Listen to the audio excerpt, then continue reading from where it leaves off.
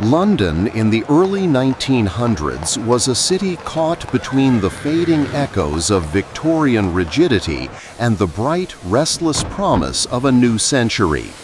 The Edwardian era, roughly 1901–1910 under King Edward VII, felt like the last golden summer of the British Empire, opulent, self-assured, yet already trembling with undercurrents of change. It was the world's greatest metropolis, home to over 6 million souls, the pulsing heart of global finance, trade, and imperial power.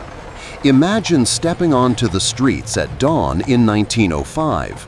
The air is thick and alive. Coal smoke from 1,000 chimneys blends with the sharper tang of horse manure. Tens of thousands of horses still powered the city.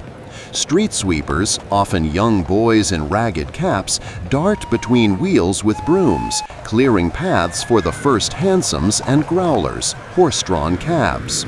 The clop-clop of hooves on woodblock paving mixes with the distant rumble of trains emerging from underground stations, the new electric trams hissing along metal tracks, and the occasional putter of an early motor car, a rare, expensive novelty that drew stares and curses in equal measure. By mid-morning, the West End comes fully awake. Strictly and Regent Street gleam under pale winter sun or soft summer haze. Ladies in enormous picture hats, wide-brimmed confections of feathers, flowers, and silk glide past in long S-bend corsets that give them the fashionable hourglass silhouette. Their skirts sweep the pavement. Gloves never come off in public. Gentlemen in top hats or bowlers tip them politely, never shaking hands. That would be far too familiar. Conversation is light, coded, governed by invisible rules. No politics at dinner unless the hostess permits it.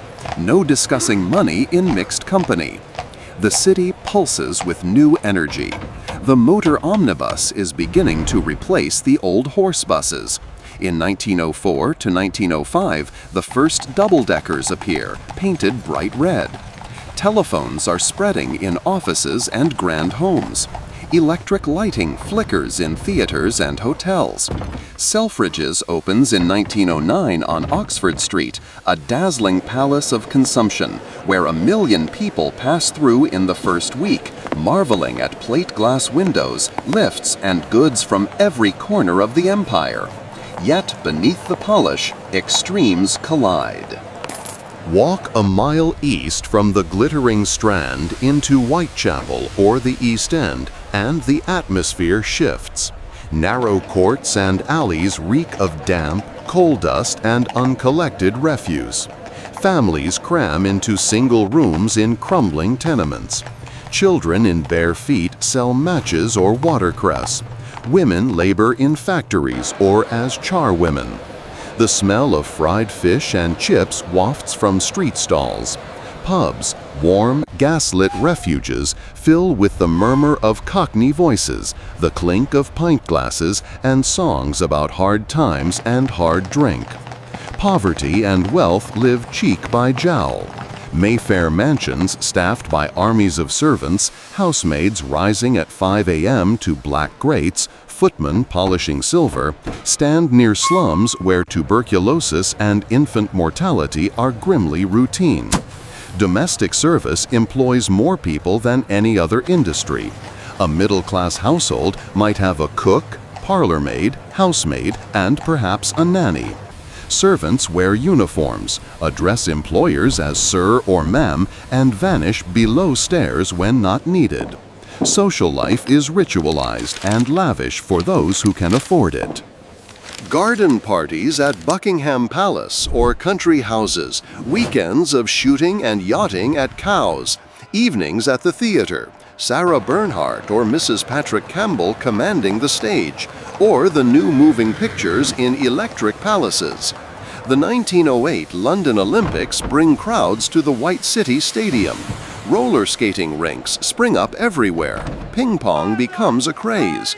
King Edward VII himself sets the tone. a bon vivant who enjoys Monte Carlo, mistresses, huge cigars, and 12-course dinners, quite unlike his mother's austere mourning. But tension simmers.